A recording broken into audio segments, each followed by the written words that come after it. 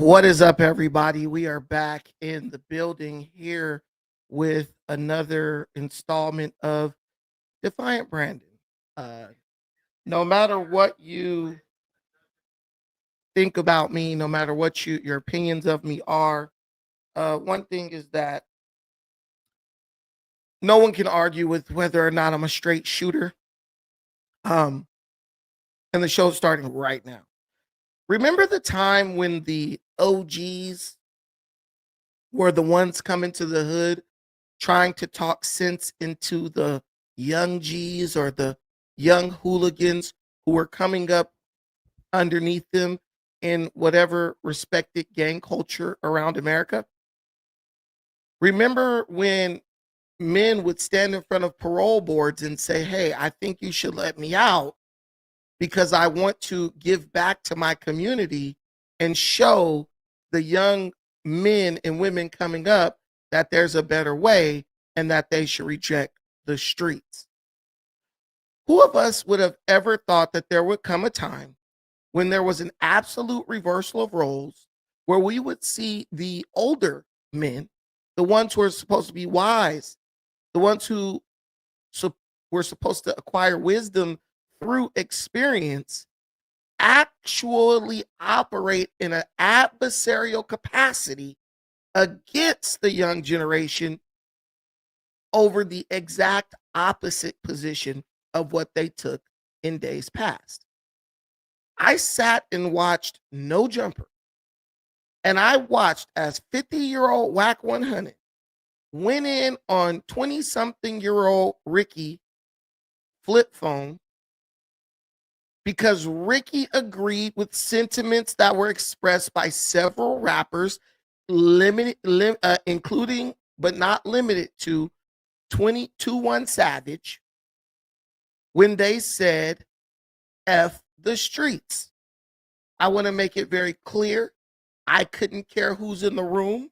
You could bring the hardest dude or the dude you think is the hardest from whatever gang you choose, and I will say directly to his face, fuck the streets. He won't do anything. I promise you. But it was surprising to me to see someone like Wack 100, who always talks about the things he did different from other people who were involved in the street life and attributes his success to being smart enough to leave the street life behind, jump up like a 50-year-old bullfrog in defense of the same ignorant street culture that has done nothing but send people that are near and dear to Wack 100, just like people that are near and dear to you and I, to the federal penitentiary, the grave, the infirmary, and you name it. The street culture has sent them there.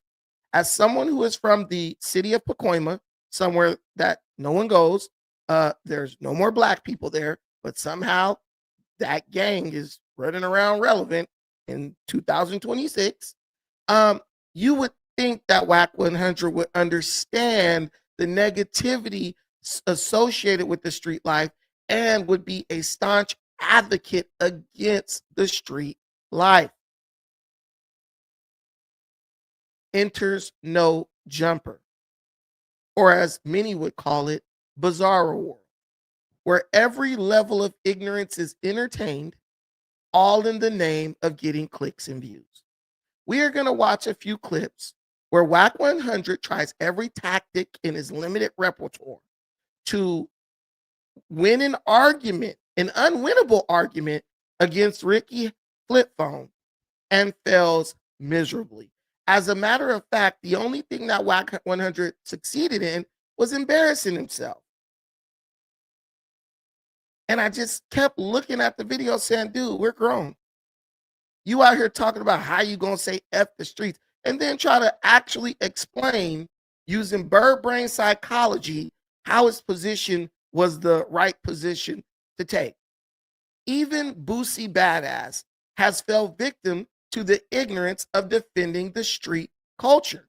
And in this case, I will tell you, these niggas are dumb, Boosie and Wack included. Even if you're just joking or doing it in jest, you can look at what happened to Big U. You could look at what happened to Brick Baby. You could look at examples that are made out of the cast of No Jumper alone and understand the tragedy of the street life. As a matter of fact, you know how you know the streets are really dead?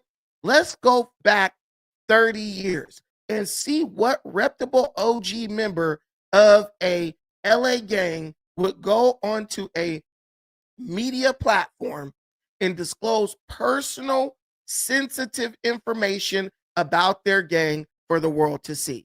You know the streets are dead because as we sit here, all the OGs from the LA hood are sitting on No Jumper right now doing their best to buck dance for Adam 22 in the hopes of acquiring a contract. The streets, my friend, are dead.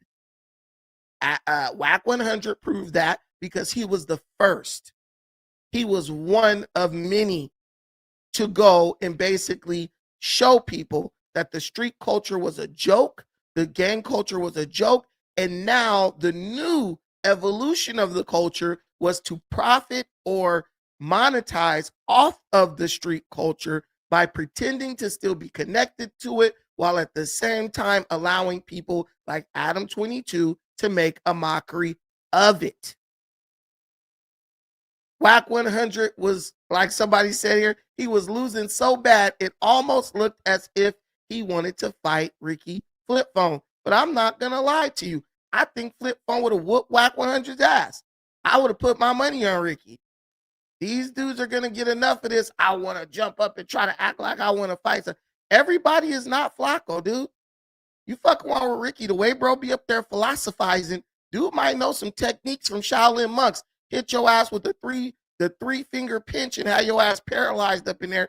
You will be at the swimming pool of 24-hour fitness trying to get the kinks up out of your asshole after he do something on your. I mean, he's from Venice Beach. He's a culture brother, and he has a lot of friends from a lot of different cultures. Who knows what this guy knows? But I'm putting my money on Ricky Housephone. Let's check out this clip so we can see Wack act a fool in almost real time. It's actually quite hilarious. Let's tap in. On Paul Root, he does have a point, though. Why does it have to be this huge dichotomy? Because, nigga, you ain't got the right rank or respect to have this conversation. You don't have the right rank or respect to have a conversation about a bunch of degenerate bums? Who has the right rank or respect? Big U? That nigga's in jail looking at a all-day sentence. What the hell does street rank mean in the real world? If anything, the situation with Big U should have taught you everything you needed to know about the streets. The streets ain't shit. And I'm going to tell you exactly when, well, I already knew this, but the moment you should have realized that the streets were done and the streets were trash and it involves Big U, and I'm going to give you the exact moment when it should have went off like a light bulb in everybody's mind that, yo, this ain't it. Find a circle square, you niggas. yourself say that we have to let this stuff go. But what you're not gonna do, what you're not gonna do, where does it start? Is shit on a lot of these niggas that died. I'm not shitting and on talk anybody. crazy because a nigga will slap the shit out of you How and take your manhood. How am I one of them you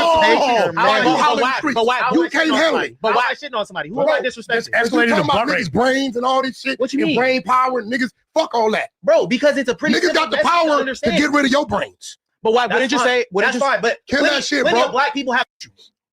How someone could sit 1 inch away from someone who absolutely disrespected them to the core, had bro up in there looking like he was about ready to cry, and he didn't slap him, he didn't do anything, he didn't knock out his brain, nothing like that. What he did was politely ask the dude to stop referring to his wife on social media. And the white man sat, looked him dead in his eyes, and said, nigga, please, who do you think you are? I run this bitch, not you. And we didn't hear another word about it. But all of a sudden, this guy wants to beat up and bully poor little house Flip Phone. Get it together, Wack. I don't know if you're acting. I don't know if you're serious, but get it together. You want to aggress against another black man talking about you not going to shit on these people who died? The people who shit on the people who died the most are the people who continue the cycle of violence after these people are gone. Why would you continue to do something that's taking the life of your friends and your family? And the people who shit on them even more are the people who try to criticize and humiliate and make fun of, ostracize people who are man enough to walk away from this foolishness, and they want to turn a new leaf, turn over a new leaf, go to a new chapter in their life. Not sit up, he does have a point though. Why does it have to be this huge dichotomy? Not sit up and hang on to the glory days. Which, what are the glory days? Like, there are no glory days. The glory days are people you love getting killed, kids getting hit with stray bullets, people going to jail for the rest of their life, people looking soft as fuck even though they were terrorizing the community. I'm telling you right now, the 60 Crips could shoot me down in a pool of blood. But dude, how the hell the OG, the head motherfucker, Big U, I'm going to say Big U is the big dog. My ego's not attached to it. Big U was that dude. How did he go just turn himself in? Okay, massa, come get me. Bro, if I know that there's a chance that I'm going to spend the rest of my life in jail, at the end of the day, you know what you did and you know what you didn't do. And most people know when the feds got him dead to rights, right? Bro, you didn't even try to get to Mexico. You didn't even try to get to Africa. You didn't even try to run away from the slave catcher. You went right up back to the plantation. Okay, massa, the hardest nigga on the streets, the mastermind behind all this, the dude that all these dudes were answered to, sucking up. At the end of the day, they did him like a slave who didn't even know he was free. He went and turned himself in. I'm sorry, if I'm looking at all day, y'all gonna have to come get me. Y'all gonna have to kick some shit in to get me, at least at the minimum. Y'all might have to go to Interpol and get me out of another country somewhere, buried in the crack of a camel's ass, trying to hide from y'all. Dude, he just turned himself in. If there was any more of an indictment of gangbanging needed, that was it. That was it. The top dog tucked his tail, lowered his head, walked into a federal building, and turned himself into the police. What? What part of gangster is that? And if that's what a gangster is these days, why would I want to be a part of that? Let me tell you something that's crazy. Let me tell you something that's absolutely diabolical. You got soccer moms who resist the police harder than Big U did to not go to jail. You got transgenders who fight with we watched a video of a young woman who was a damn Uber driver who fought the cops harder than Big U. And again, this is no disrespect. With all due respect, we watched a video last night where a scantily clad Uber delivery girl who was on a electric e-bike fought the police harder to keep from going to jail than Big U did. All I'm saying is I expected a little bit more. Beat me up, hurt me, whatever you want. It's out there now, and there's no way you can take it back.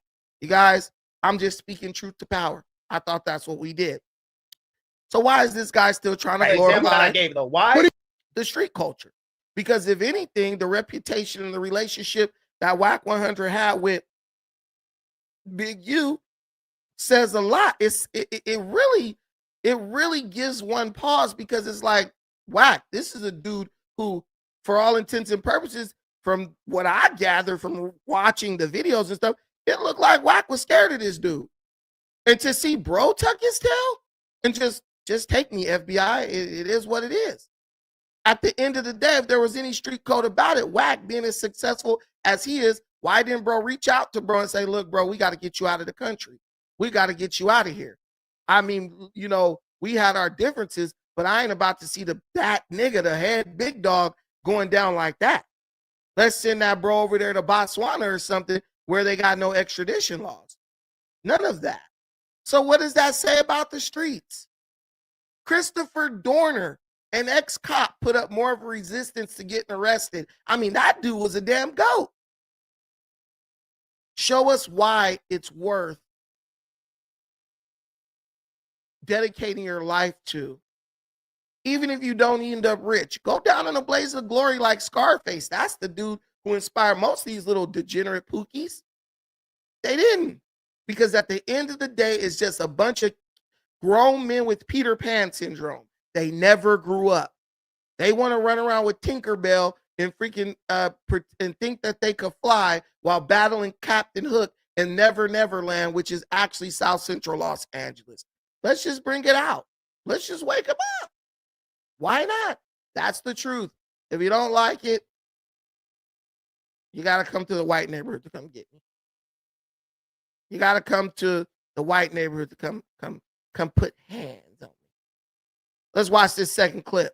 The example that I gave though. Why when he called the Rico, he wasn't saying why should people still be putting stock in the streets, glorifying the streets, and not disparaging the streets if it's not something that is returning what it once used to? Let me tell you why we should glorify the streets. For our people. Let me tell you why we should glorify the streets. Why we should glorify yeah, nigga. Yeah. Okay, I'm little broke nigga. I'm curious. Square broke ass nigga. I'm okay with that. Nigga, glorify a nigga that come from the street, right? Who's doing what I'm doing. So Wack, you come from the streets, and what are you doing? This dude come from the streets, he got a whole Wack, shut your ass up, nigga.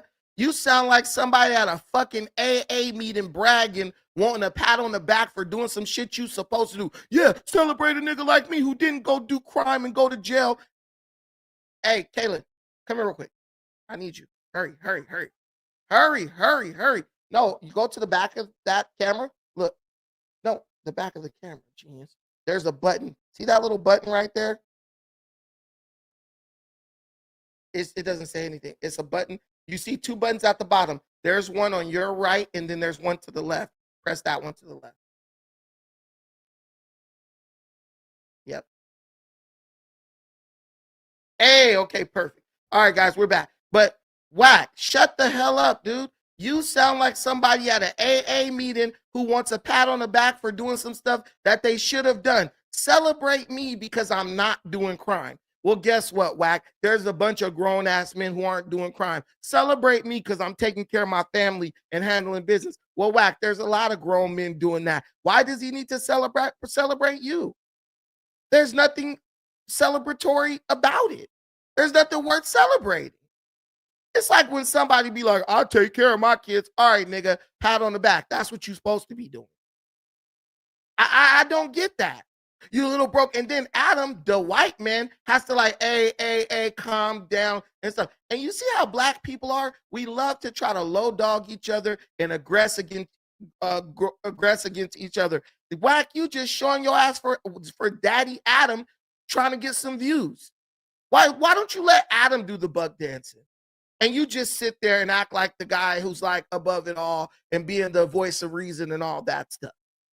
What is it about the Negro? No matter what levels of wealth he achieves, he's always down for a good buck dance if that's what white zaddy requires. I didn't like that, and it wasn't a good look. And no one's scared of you.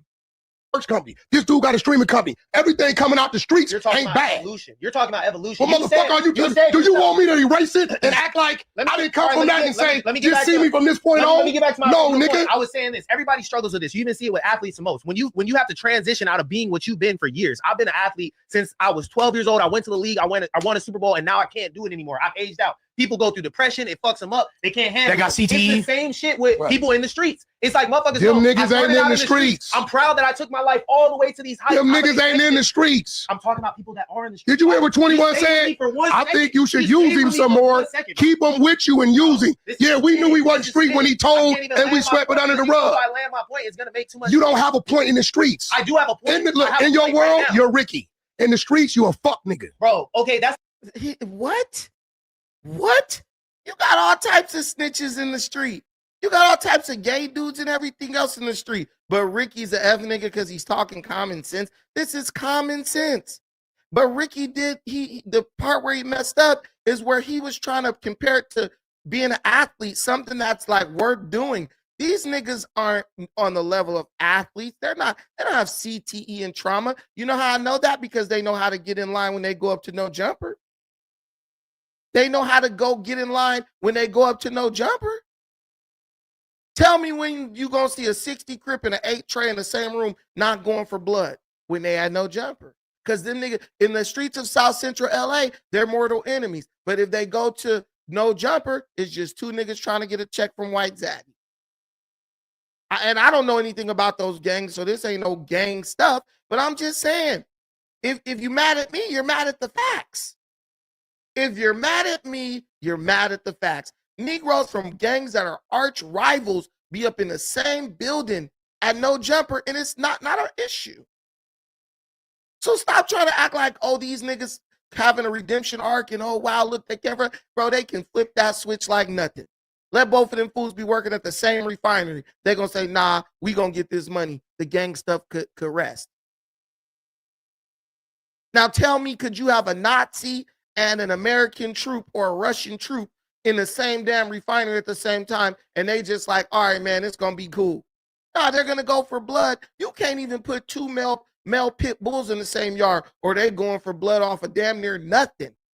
But you could take the hardest dudes from the rival hoods, put them in the same room, and you give them a tiny incentive, and now all of a sudden they find peace. The number one rule to the streets is that there are no rules, bro. The rules only apply to certain people, and other people are exempt from the rules. Who wants to be a part of some arbitrary bull crap like that? Nobody with common sense. Only dinosaurs, old men who, let's be honest, they would be irrelevant if the street culture disappeared tomorrow. I said this same thing to Melvin Farmer.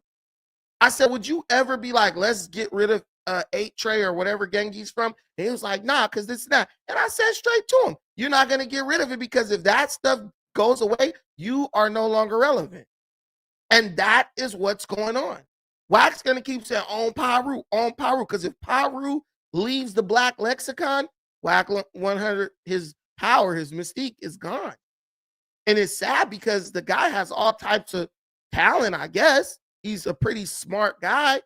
Let's lean on something. Let's lean in to something else other than the street tough guy culture.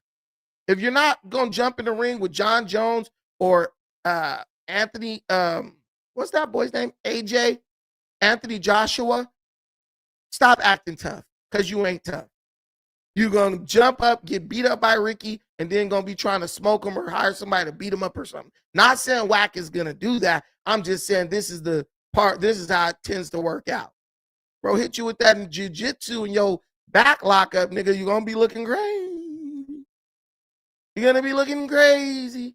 But yeah, guys, don't believe the hype. Let's keep going. There ain't much left to this one. It's like saying, okay, just because I'm a square, FBI agents who are major squares, they have a play in the street. And in the streets, they're the police. They're arresting people. So what respect they give the streets? They're picking how many years they're going to serve. Do you think they respect the FBI? Man, I wish I was a cop for real. I'll go punk all these niggas. I'll go right up to no jumper. Yeah, I'm a cop. What you going to do about it? These niggas will be, oh, let's go to police here. I hate when black people act like they so tough, like they gonna do something to police. And then the same idiots out the other side of their mouth be like, we need more black people in law enforcement. I'm telling you, on this level, in this ecosystem, black thought is 100% contradictory. It makes no sense. And other groups realize it. Why do you think Adam is like, I'm just gonna monetize off this? I'm not gonna entertain any serious relationships with these people. The thinking is totally arbitrary and contradictory. I don't even like being around people like this. Oh, Brandon, you're a coon. Well, if I'm a coon because I don't want to be in a room with an idiot, then I'm a coon. Well, the black vote counts for absolutely nothing in the streets, in any median. And what little power we do have, we're constantly trying to give it away and share it with other groups. So stop it. I just do not like that. It was just a Hispanic dude who said some racist stuff about black people. He's a podcaster. I didn't see Wack talk about, yeah, I'm a this, you'll get beat up and all this. I didn't see that, because it's only smoke for other blacks. It's as old as time itself. These people only have smoke for people who look like them. That I gave though. Why? But he called the Rico. They only got smoke for people who look like them, and it's embarrassing. It's absolutely humiliating. Around the overheels, the fronts, around the biggest. It's absolutely humiliating. It's absolutely embarrassing. And the black men that are coming up now, they don't want to be a part of it anymore. Nobody wants to be a part of the Negro vaudeville show that is gangbanging and street culture. It's just sick. It's just embarrassing. It's humiliating. And if you keep trying to perpetuate it and be a part of it, you're just an idiot. And no one cares about what you have to say. And no one really respects you. They might pretend to respect you because they're afraid of you to some degree, but they don't respect you in earnest. Like, you're just an idiot sounding off talking about, it's like somebody looking at a flat screen. It's like somebody trying to sell you a black and white TV and they got flat screen plasma TVs now. You're just trying to sell an old played out way of life. And more than that, you're trying to sell an old played out way of thinking. And nobody's buying it. Nobody's buying it anymore. So yeah, you let the coon out, my brother. The coon. Let's watch this last clip. Let's watch this last clip. Hey guys, support the stream, please. We got one contribution. If y'all don't support, we're not gonna do these videos. So I mean, if y'all really want my opinion, better do it now. Because I want to talk about some political stuff. I want to talk about California and how Chevron's leaving. And I will. You guys have to outperform the fans of the political content. Let's go. Around the overheels, the fronts, around the biggest killers. You stupid motherfucker. You talking to me about a nigga I help raise. What I'm telling you is, let's get back to the little homie. The little homie that got put on and goes to jail for the robbery, whether he got put on or not, he was still going to be a robber. So guess what happens? That's not fair to say. You can't say that. You can't say that he was destined to be a robber. He could have cured waking up broke every day. Serena Williams and Serena. This is the stupidest thing ever. The little homie who's a robber, even if he didn't get put on, he was going to be a robber anyway. No, he wasn't, because the OG, quote unquote, was the one sending him on missions to rob. The OG, quote unquote, was the one giving him a sack and telling him to go sell it. And this is how you cook it. And this is how you break it down. You think black people coming out of the womb knowing how to cook crack? No, someone teaches them how to do it. And 9 times out of 10, they're teaching them for their own personal benefit. Dudes went from cooking crack in the stove to cooking it on the microwave. Who you think pioneered that that ingenuity, that new formula or new system? That's the dumbest statement I've ever heard. He was going to do it anyway. He didn't even know that the other gang was his enemy until you told him, yeah, we got to go get these fools. When Tookie Williams was taking boys from boys' homes, putting them on Crip gang, and then taking them around to shoot people, you think those boys that was coming from all over California knew about this gang stuff in South Central? No, they didn't. He taught them about it, and then he trained them to believe that they had to aggress against other black people to be a part of that gang or that culture. No one's stupid. Like, that's one of the problems with Wack. He literally thinks everyone's dumb. But I don't think he thinks Adam's dumb. I think he just thinks all the other black people are up there are dumb. And that's not the case, dude. We got sense too. We smart. We went to school. But you're going to try to play everybody. That's crazy to me. Grew up in Compton in the hood. Did they grow up to be prostitutes? No, they became some of the most prolific athletes that ever existed on planet Earth. They have their fucking... They also had a good dad. Took them okay, that could be anybody, so you have to take the people out of the hood. In the hood that gangbang that have two-parent households. Listen to me. In this, so the little nigga who got put on, so now when he goes does a robbery that he was going to do regardless, right? You go to that county jail. Who you think protected? The streets. But you kind of don't have a choice when you go to jail, though. But when you put him on, when you put somebody on and they get gang tattoos, bro, I've only been put in cuffs one time in my neighborhood. The first thing the cops did, I'm with a white person, Asian person, whatever. We're a mixed group. They pull me aside, fucking have my cuffs behind my black. Oh, you one of them showline Crips? Start lifting up my shirt, start lifting up my fucking everything, checking my entire fucking body. And that's when I learned. I said, oh shit, you're a second-class citizen if you're a part of this shit. They're violating my rights. Right now, they're violating my rights. 110%. How does that violate your rights? Huh? How's that? Was he soft? They have me in handcuffs and they're starting to do like an exterior search for no reason. They don't. You were just walking down the street? No, he's saying as opposed to his other homies who are different races. Getting profiled. And they pulled me out of the car and put me in handcuffs. No one else is in handcuffs, by the way. Yeah, and it's sad when Lush is the smartest guy in the room. He's clearly saying that the other, and I don't even think Ricky really knew how to explain it, but he's saying that they did it to him, but they didn't do it to anybody else. But at the end of the day, it's not saying that you're a second-class citizen if you're part of this shit. What it's saying is these dudes from the Shoreline Crip or any of these other gangs, their actions and the shit that they're doing in a nice, beautiful city like Venice Beach, that's known for like one of the most exciting beaches on earth, what they're doing is turning the entirety of the black population in Venice Beach into second-class citizens because it gives the police all the reason that they need. It gives them all of the suspicion that they need to go and then search someone like Ricky. No one in Venice Beach is going to complain about them doing what they did to Ricky because they're going to say, well, yeah, we do have a problem with young black men committing violent acts around Venice Beach. And it's Venice Beach. There's no reason to commit a violent act in Venice Beach. It's freaking literally a liberal hippie town. There's no threat there. You have to literally make up a threat to have to do aggress against someone in Venice Beach. But that's the reality. Black people talk about being second-class citizens. Black people talk about being profiled. But what Black people never talk about is how we defend the element within our society that gives the law enforcement probable cause to profile us. If the young Black men are doing violence in a city, the police are now justified to search young Black men whenever they see them. It's y'all doing that. It's not the white boys. Where's the white gang in Venice Beach doing crime? You might see the movie American History X, but show me which one of those white boys had a gun shooting people. I mean, in the movie, the guy shot somebody, but you haven't heard of no damn skinhead gangs doing nothing in Venice Beach in 30 years. And before that, it was very rare. But this is what these dudes don't want to understand. No, Wack. Oh, the street, man. Fuck the streets. All the streets are doing is making it harder for Black people to exist within American society peacefully. Because on one hand, we're damned if we do, we're damned if we don't. We're in a catch-22 because on one hand, you're getting victimized by the gang members who look just like you.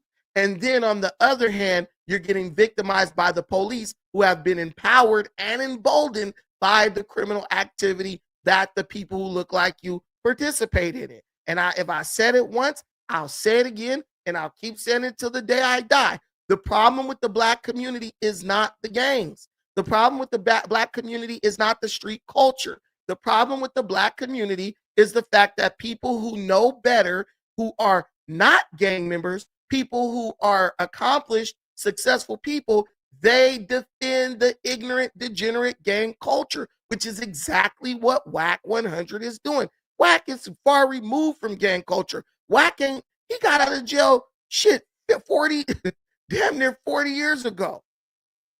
He was gangbanging from what he said about a year to 2 years. And then he turned his life around. Why is this super successful manager who has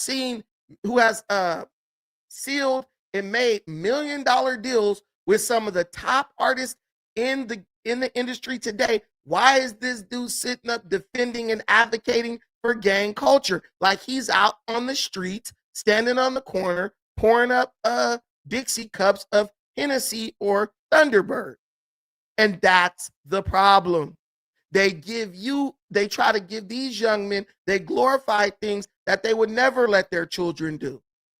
And that is the hypocrisy in the whole thing. Even when you look at somebody like Big U's son making millions. While allegedly he had your son extorting people. What would have kept somebody like Loose Cannon from going to be in the NFL like Big U's son? All it was about was what Big U said to him. You told him, go to school, hit the books, get ready for college. You told these other dudes, let's hit the streets. Let's go flock, allegedly. Let's go flock and extort people. See, the message has to be the same for everybody.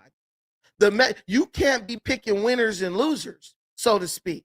You can't be like, yo, for my kid, I'm going to tell him this. But for another kid, I'm going to tell him something else.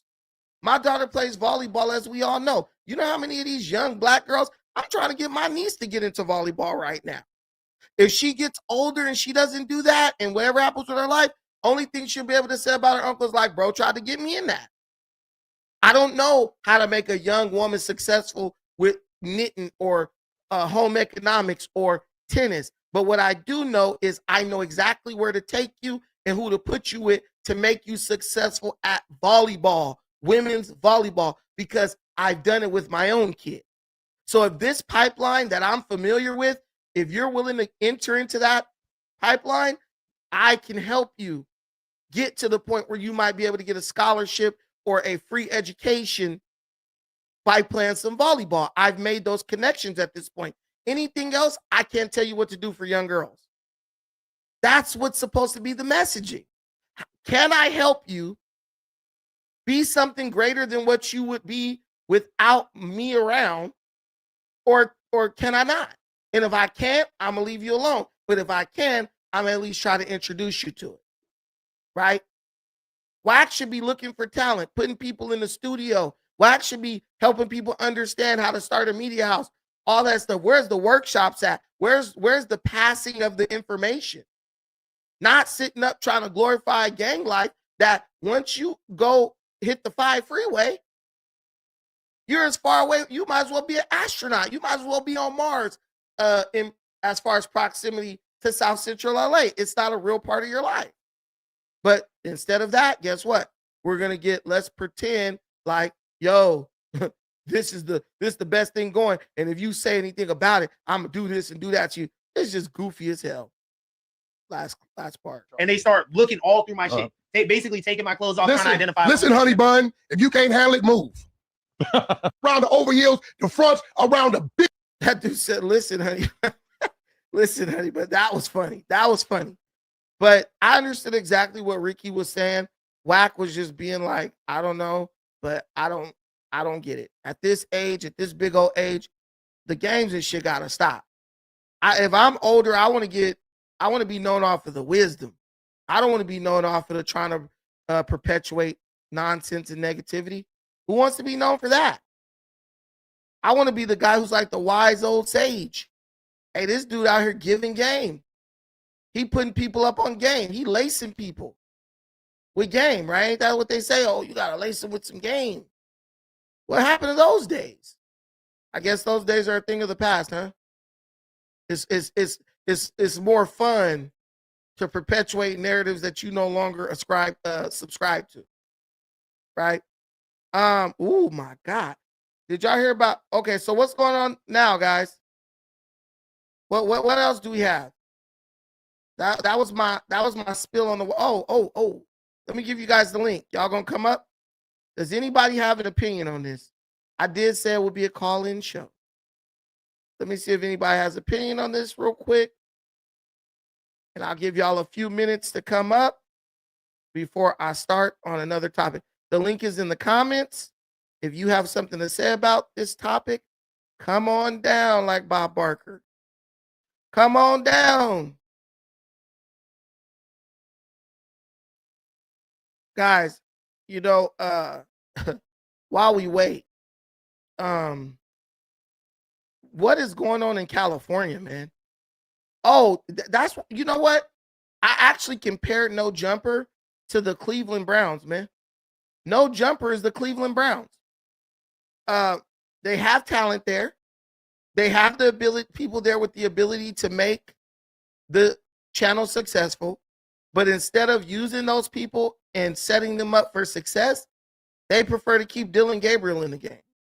You got dudes who could be like your Shador. I think Ricky is one of them. I think Kenny is one of them. I think Moose Man is one of them. But instead of putting those people on the field, you relegate those people to obscurity. You undermine them. You discredit them in front of the audience, and then wonder why the views are down.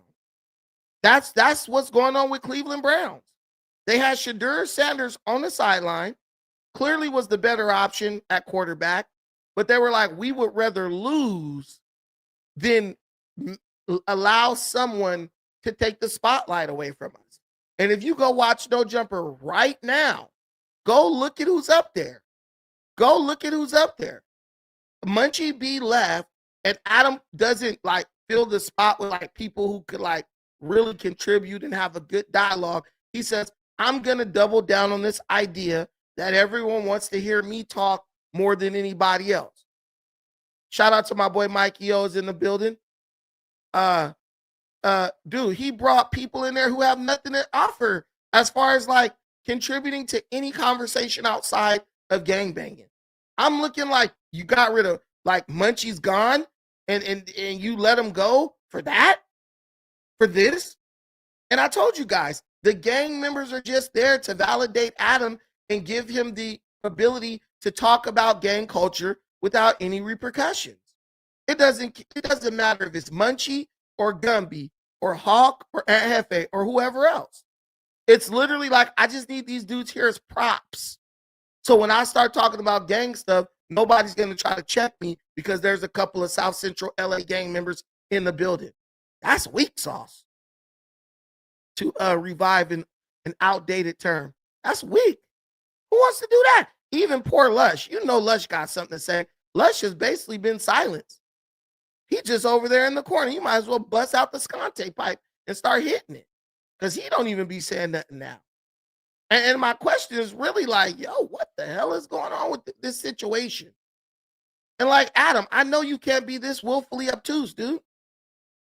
This can't be lost on you. But it's the classic example. The white coach who's been riding the black star players to success, all of a sudden thinks that he's going to be able to have success without them. It's like Steve Kerr thinking he's going to win games without Steph Curry. He's not, because he's not a good coach. He just had an incredible ensemble of players who were trained up by the other guy. I forgot his name. Is his name Steve? What's that guy's name who was the coach of the Warriors before they gifted the job to Steve Kerr? Mark. Is his name Mark? What's the name of that guy, you guys in the comments? Write it in the comments. What is his name? Mark? Mark. I think it was Mark something. But anyway, I forgot. But anyway, yeah. So there was a black guy who was the coach of the Warriors. Mark Jackson. I think his name's Mark Jackson. He was the coach of the Warriors. Mark Jackson. He was the guy. He was the coach of the Warriors. He's the one who got Stephen Clay to become the Splash Brothers. He's the one who taught them how to play winning basketball. He was an incredible shooter back in his day. So he's the one who really helped them balance out the shooting with the dribble and the driving and all that stuff. And once he trained them up, he had disagreements with the front office. So they got rid of him and they gifted Steve Kerr a team that basically couldn't lose, right? That's like No Jumper. No Jumper is the house that Crip Mac built, the house that Four Extras built, the house that Brick Baby built. Though the success wouldn't even be there if it wasn't for their ability to go into gang areas and, be welcomed in and be allowed to film and talk with these people. And now they don't have like a GOAT. They don't have like a star player per se, and everything seems to be falling apart. They're waiting for a star player to emerge from jail or somebody to be created organically. And if nothing else, all this exposes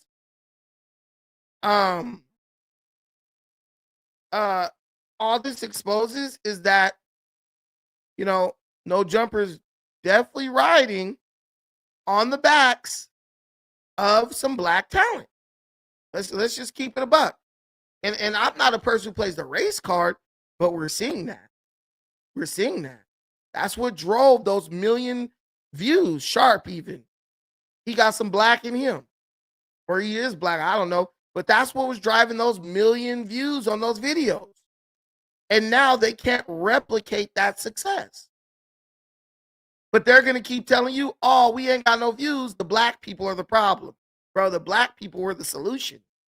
Once the black people left, that's when the problem started. So how is Munchie B the issue?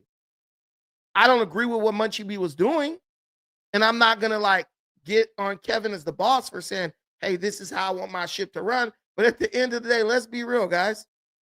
The black people aren't the problem. Okay, guys. What's up with these people going after my girl Nicki Minaj for coming out as a Trump supporter? Recently, Nicki Minaj was at Turning Point USA.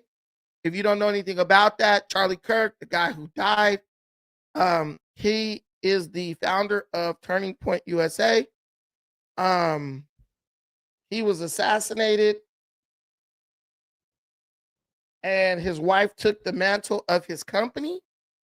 And due to the genocide that's taking place in Nigeria, Nicki Minaj has come out in strong support of President Donald J. Trump, and they invited her down to Turning Point USA to sit with Erica Kirk and basically just tell what she thinks about the state of things. Talked about her faith, talked about America, talked against the Democrats, and there are many celebrities who are following suit.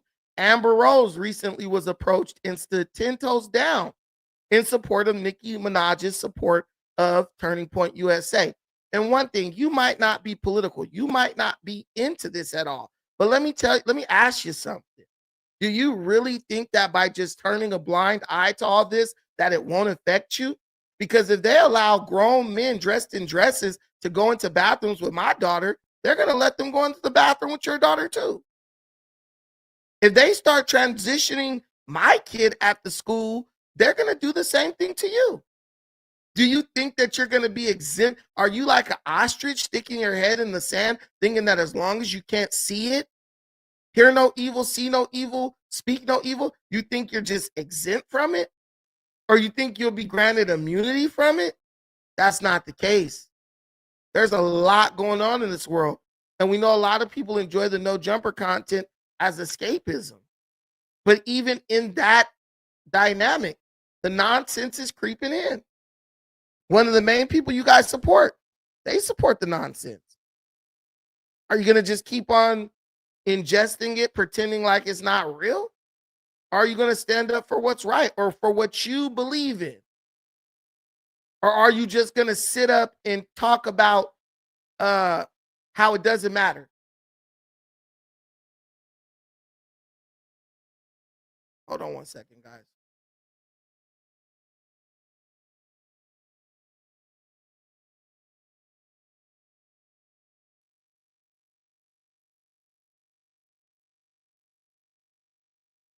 Or are you going to sit up and just talk about how it doesn't matter? Oh, it doesn't matter. What am I going to do about it?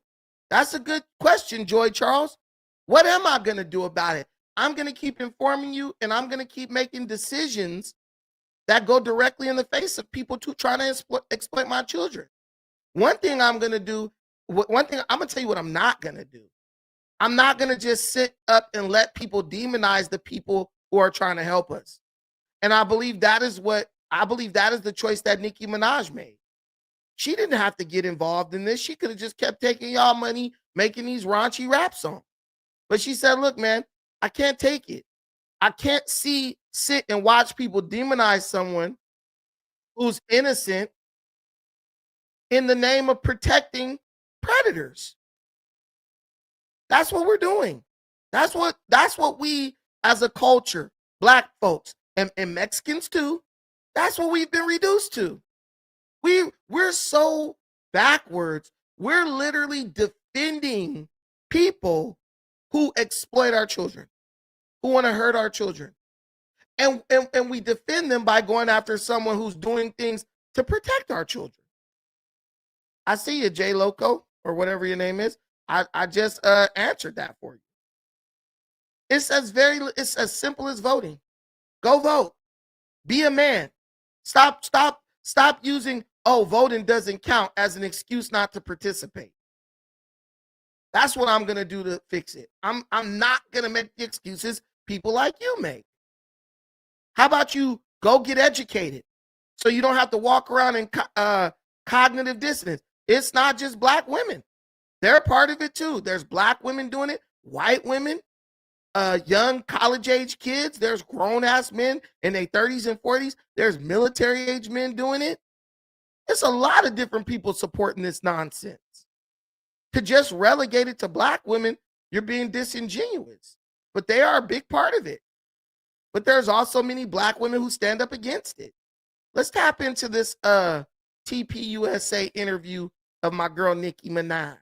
What is something that you want to leave as a legacy in this world for your family, for your baby, for just everything? Well,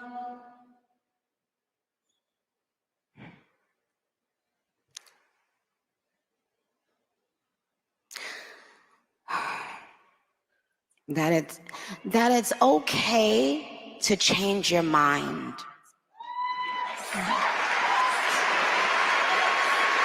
Yeah. It's okay to change your mind. You don't have to, you know, sometimes there's a lot of things projected onto you when you change your own mind. You know, they project fear, shame onto people who don't think and do as they think and do. But I've traveled the world. I've performed for huge crowds all around the world. And no matter how many songs I do on that stage, it didn't mean as much as this. Because this is a direct link for younger people. This is a direct link between young people and God. And there's been a lack of that. There's been a lack of that in our media, in our everyday conversations. People have been, you know, interestingly enough, people have been, even Christians have been being persecuted right here in our country in different ways. So when we talk about Nigeria and other countries, know that prior administrations saw nothing wrong with that. And that's what was wrong with them. I mean, Nicki Minaj is speaking all facts. I mean, she's taking her time because she's picking her words wisely. But I saw people criticizing her. Oh, look at the way she was talking. She sounded dumb. The same people voted for Kamala Harris.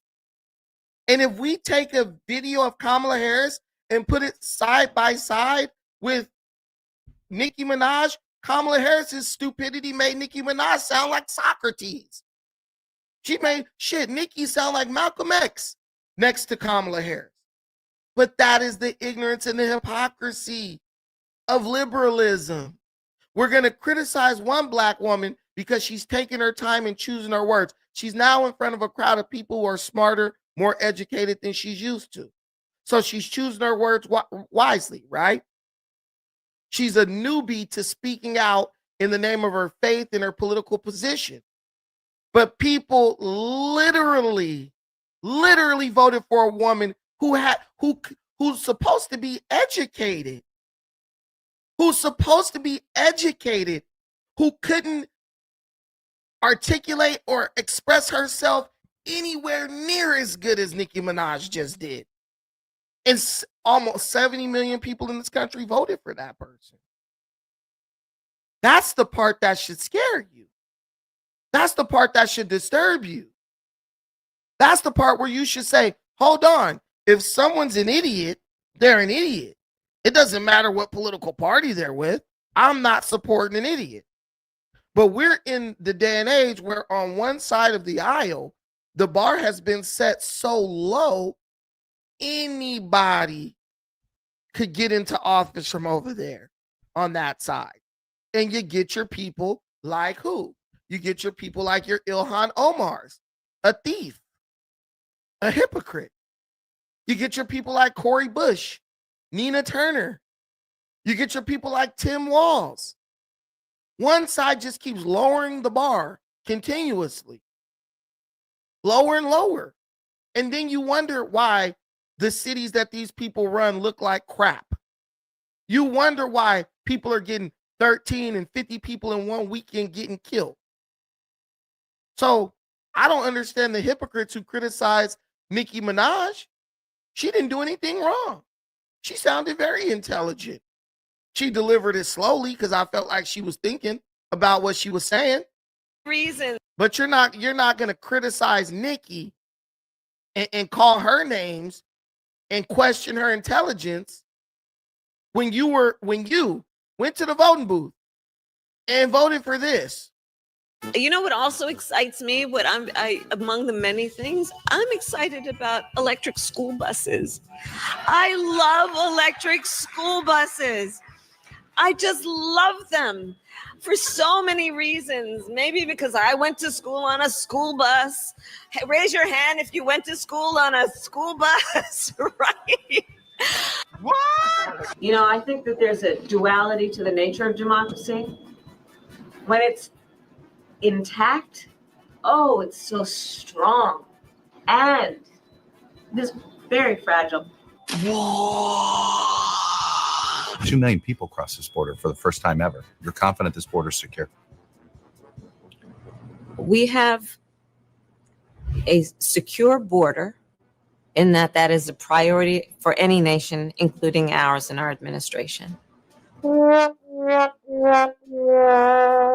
bold strategy, Cotton. Let's see if it pays off for them. You think you just fell out of a coconut tree? Oh my God! Okay, it's happening. Everybody stay calm. Everybody stay calm. We're too busy watching what you're doing to hear what you're saying. Oh my God! Wow! As we all know, elections matter. And when folks vote, they order what they want. And in this case, they got what they asked for. Great story. Compelling and rich. The bus has Wi-Fi and even USB outlets next to every seat. I mean, come on, imagine. We have a problem. Ukraine is a country in Europe. It exists next to another country called Russia. Russia is a bigger country. Russia is a powerful country. Russia decided to invade a smaller country called Ukraine. So basically, that's wrong. It is time for us to do what we have been doing, and that time is every day. What? Bro, what are you talking about, man? The challenge that we have as an administration is we got to let people know who brung it to them. That's our challenge.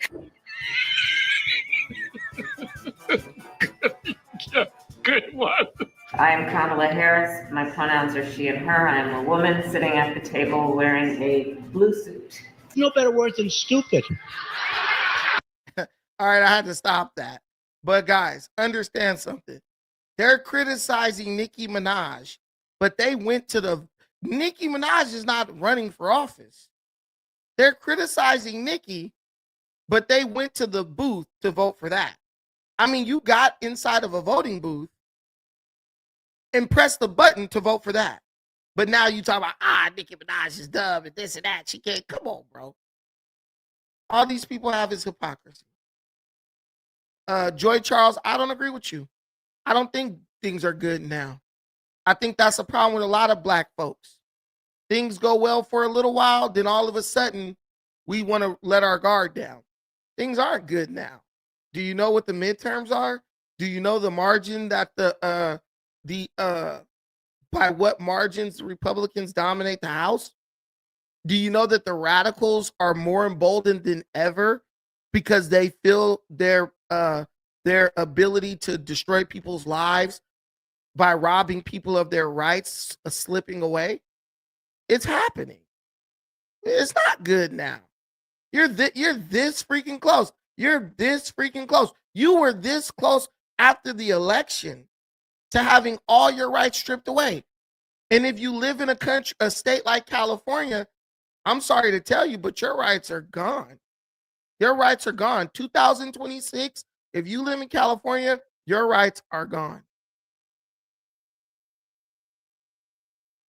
But I want to shift gears for a second because I want to talk about these thug teenagers that murdered this these dudes murdered this ex-police chief. I think this was this in Vegas that this happened? Was anyone following this story where these two thugs murdered this police chief in Clark County? I believe that's in Las Vegas. And they just rolled up in a car. He was riding his bike.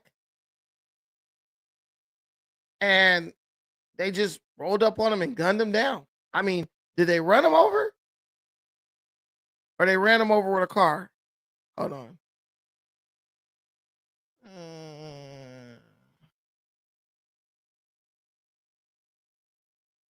I believe they might have ran the dude over or gunned him down. But They've been sentenced today in Clark County, and they were basically treating the situation like it was a joke. But when those sentences were handed down, yeah, it was everything but a joke. And they look so sad. I mean, I don't know what the sentence is, but I hope they never get out. A judge sending 2 men to prison for a deadly crime spree, much of it caught on video. Good evening to you here at 6. I'm Brian Loftus. And I'm Denise Valdez. A prosecutor calls it one of the most callous crimes he's ever seen. A murder case that made international headlines. 8 News Now investigator Vanessa Murphy in the courtroom during what may be one of the final chapters in this murder case. The family of Andy Probst sharing the pain of his loss and also how his murder has destroyed their family. They are also using this as an opportunity to call out the juvenile justice system, which they say failed. That image haunts me every single day.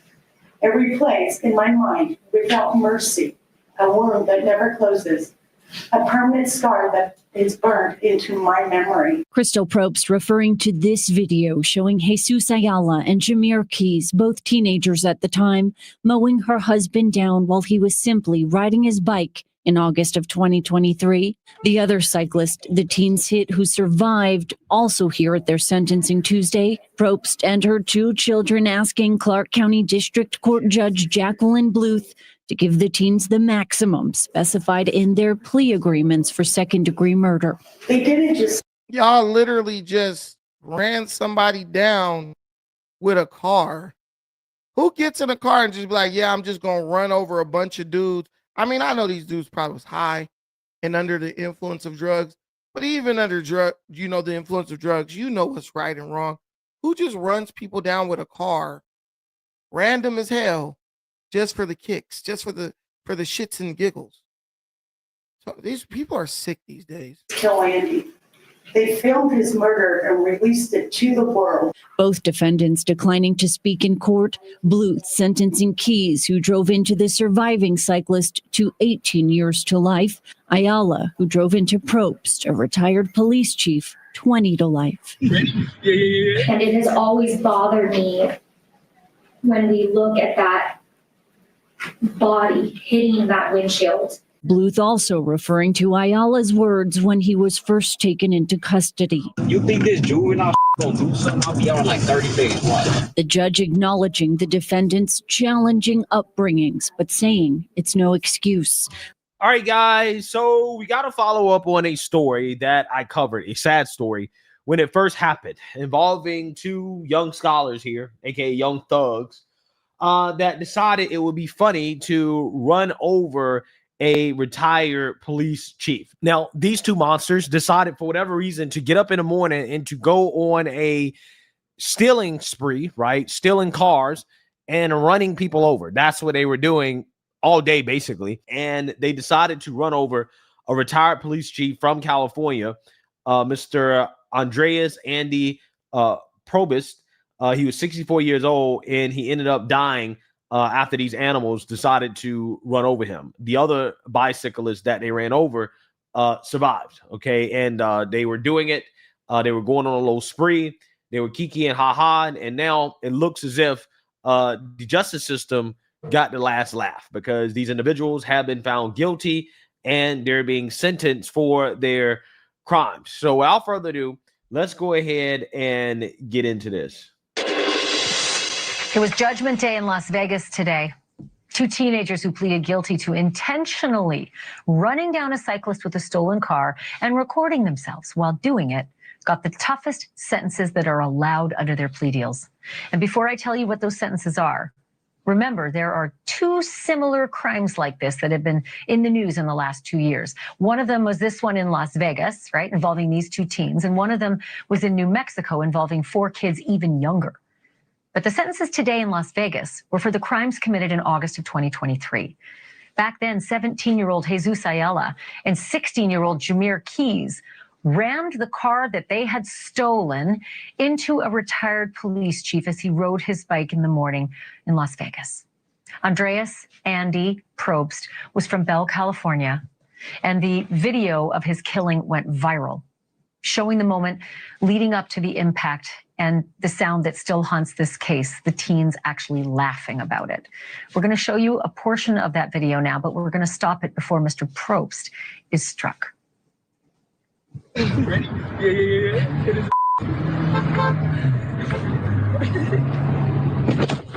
Oh, they cool. You may also remember what happened in court after the two kids were caught. Ayala and Keys were smiling and laughing and smirking at Probst's widow and daughter and flipping them the bird. Animals. I mean, Dude, why didn't they give these dudes like life? Like no possibility of parole?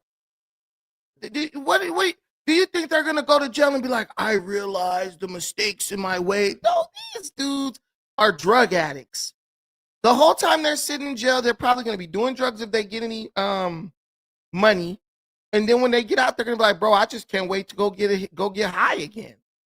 One of them got 13 years to life. The other one got 20 years to life. The 13-year to lifer, he'll be out in 6 or 7 years. The 20-year to lifer will probably, and I don't know if this is juvenile life, because you know there's a thing called juvenile life, and I think that's just like 25 years old. But dude, this is wrong. These and we have this mindset, like especially in the Black community, we have this mindset where it's like, oh, if someone's young, they should be given every single outlet or like excuse from what they do.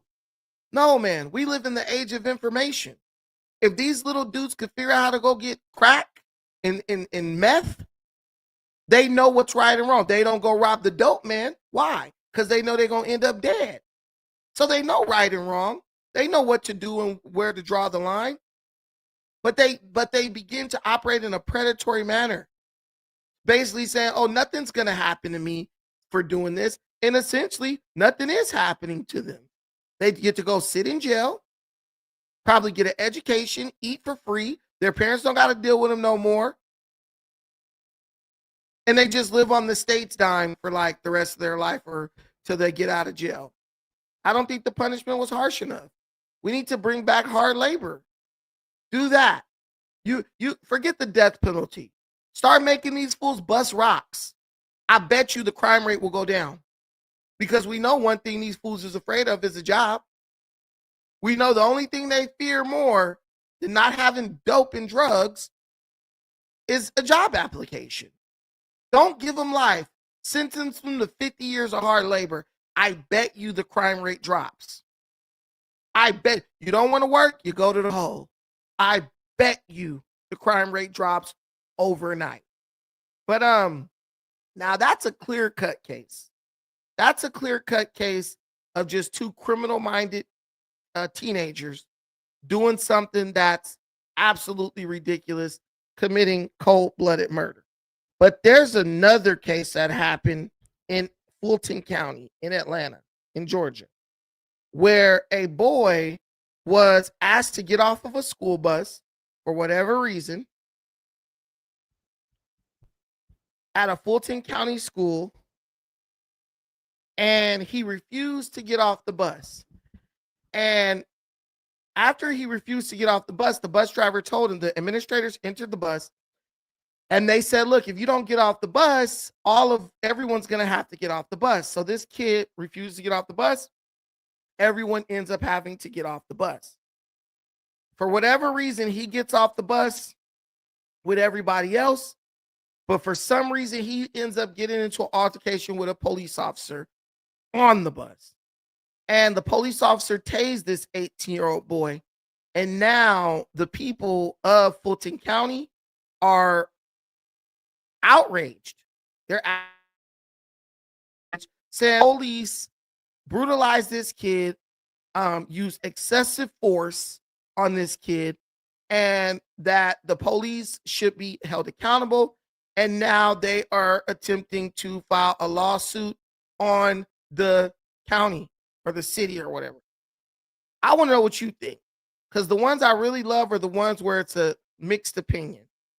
Is this kid innocent and a victim of police brutality, Or is this just a hooligan who has a serious problem with authority?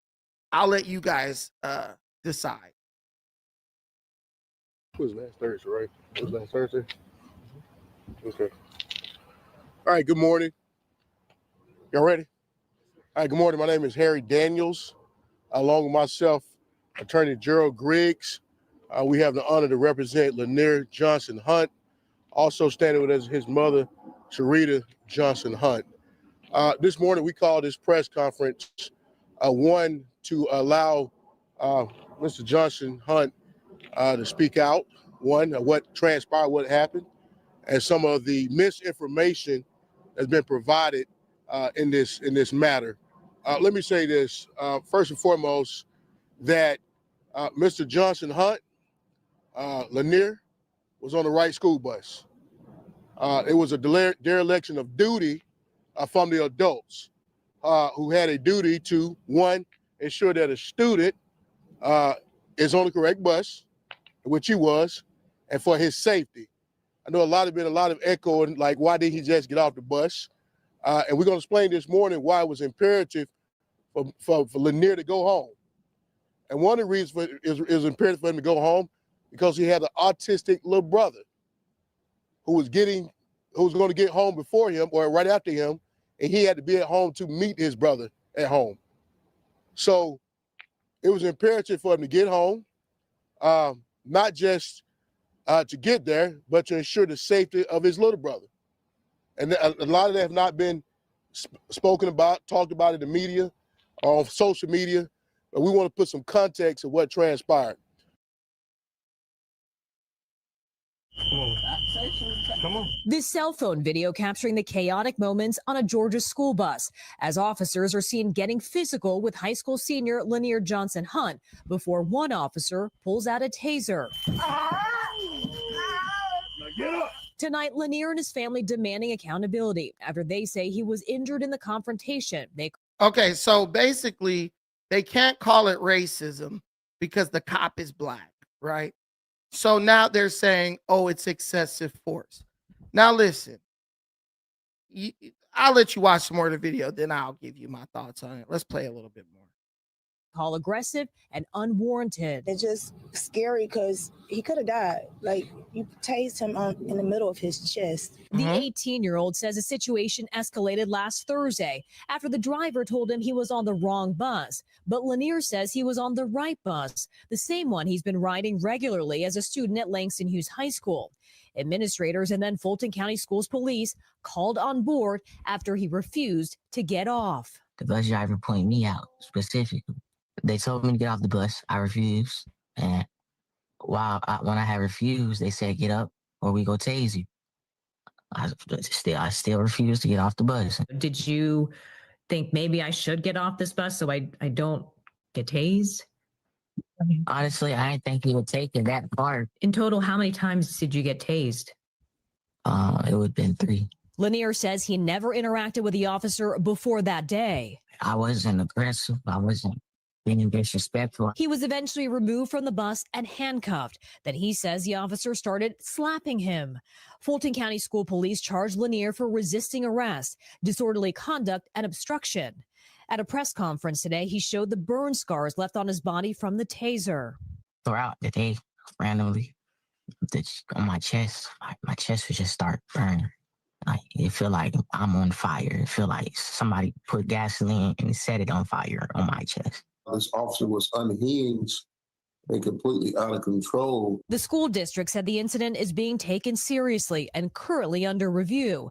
How would this idiot know what gasoline fire in your chest feels like?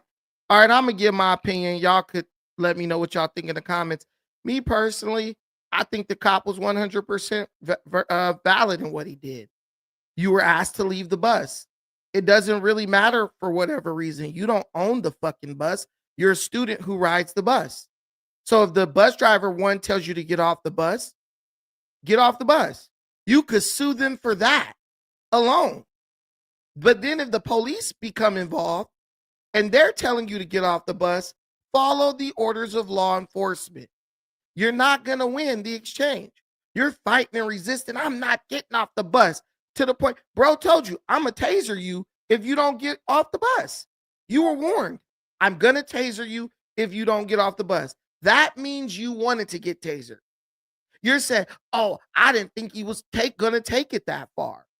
Bro, you could have ended up dead. You're going to say when you laid up in the coffin, we're going to put it on his tombstone, he didn't think they would take it this far. And the black children are just like their parents, lacking total lack of situational awareness, thinking everybody is playing and not serious about what they're trying to do. And they have a disdain for authority. If you would have asked my kid what they gonna do, if they ask you to get off the bus, what would, hey, Kaylin, if you get on the bus, the school bus, right? School bus. And the school bus driver say, hey, you on the wrong bus. You need to get off the bus. Even if you on the right bus, what are you going to do? Are you going to say, I ain't getting off this bus? What are you going to do? So you're going to stay on the bus. So if the police come and be like, get off the bus, you're going to stay on the bus. If they be like, we going to tase you, if you don't get off the bus, what you going to do? Why are you going to get off the bus? Okay, common sense, 12 years old. Look, once the police come, I ain't trying to get tased. I'm going to get off the bus. That's the right thing to do. You telling me an 18-year-old young man ain't got the sense that a 12-year-old girl got?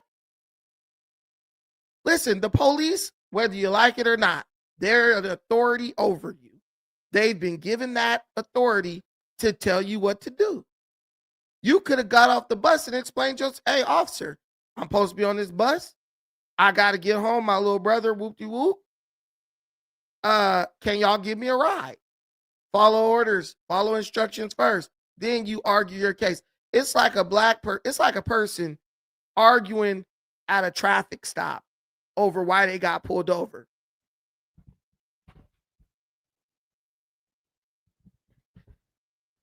It doesn't matter why you got pulled over in that moment.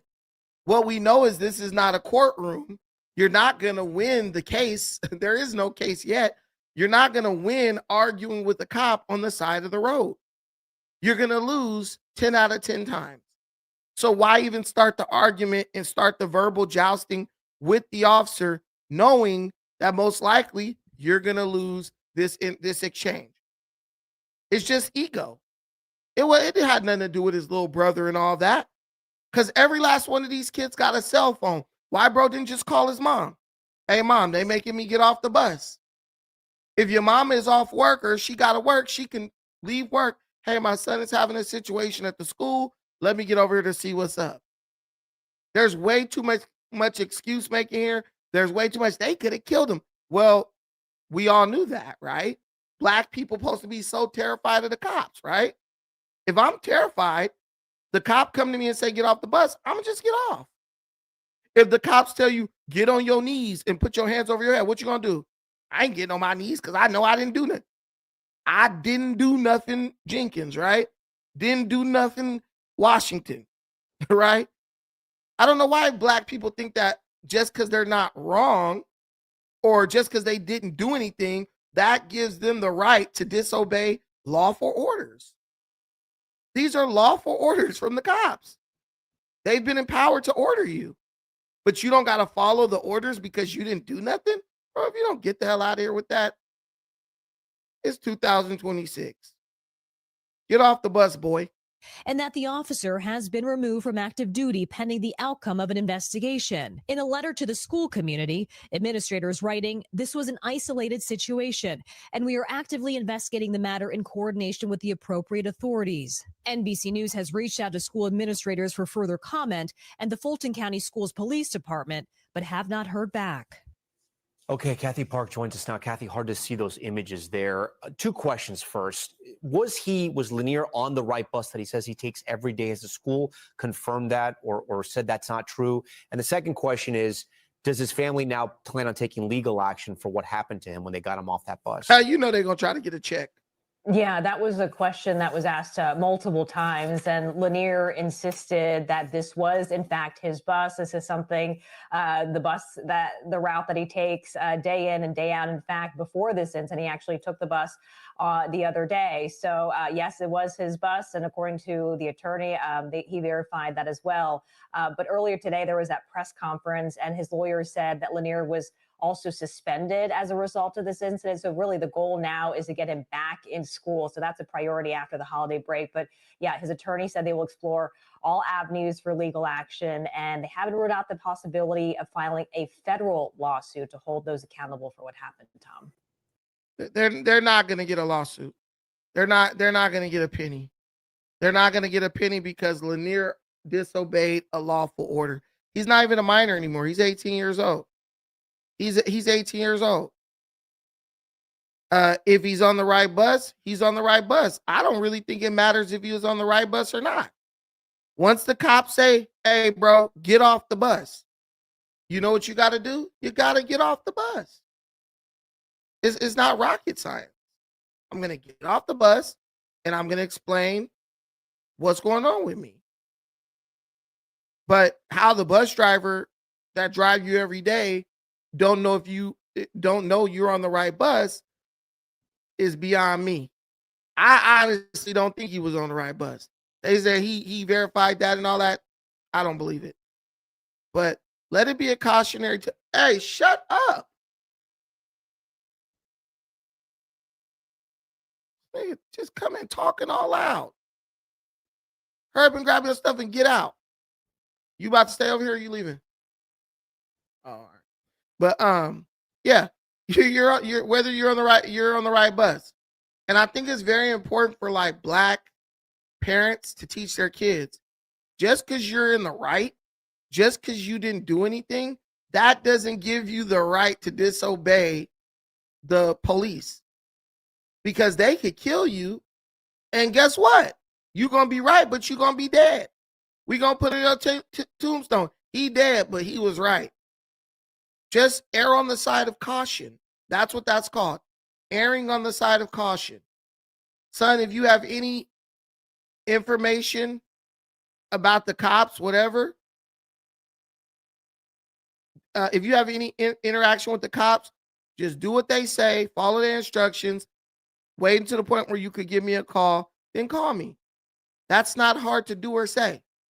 And then you get the damn ambulance chasing lawyers coming around. Oh, that was excessive. That was this. What the hell does that mean?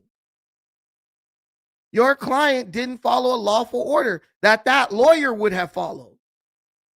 But this is the game that Black lawyers play with Black people. Go online and ask any lawyer, if the police tell you to do something, what should I do? Follow the officer's instructions. Not a Black lawyer. They reckless. They excessive. They do. They're setting you up. They're setting you up. They've literally created an industry where they profit off of you getting killed. You trust that person's advice on what you should do in a situation that could end up costing you your life? That boy gonna make more money off your corpse than he gonna make off of you while you living. Ben Crump and these type of people, Al Sharpton and stuff. They profit off of Black death. So of course they're gonna encourage you to put yourself in positions that will likely lead to your death. I'm not going for it. Guys, thank you so much for watching this. I appreciate everything you do for this channel. Let's get these super chats. Talk to them, Brandon. Wack is the last person we need up there speaking for Black culture. I'd agree. Thank you, man. SF for the $5 holler. Oh, Sucker Season LA. You guys go check out the merch. Sucker Season LA. Salute to the channel. Thank you, my brother. I appreciate that. Hold on.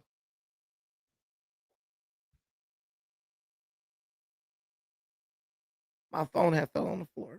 Ooh. We got some Cash App business. Shout out to Patricia for the $50 in the Cash App. Appreciate that, my sister. Hey, Patricia be coming through with the big boy donations. Always.